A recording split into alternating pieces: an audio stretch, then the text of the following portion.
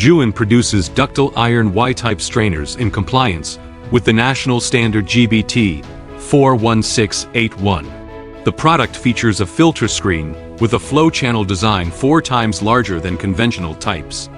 Based on years of user feedback from field applications, we have specially improved the valve cover structure to solve the problem of long-term erosion caused by turbulent flow. The valve cover is now designed with a flow-blocking structure and comes with a reserved blow-off port, allowing easy installation of a bypass drain pipe. The strainer screen is made of stainless steel 304, ensuring durability and reliability.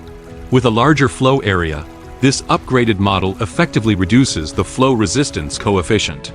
Our Y-type strainers are mainly applied in water supply and drainage systems, central air conditioning, and water treatment equipment,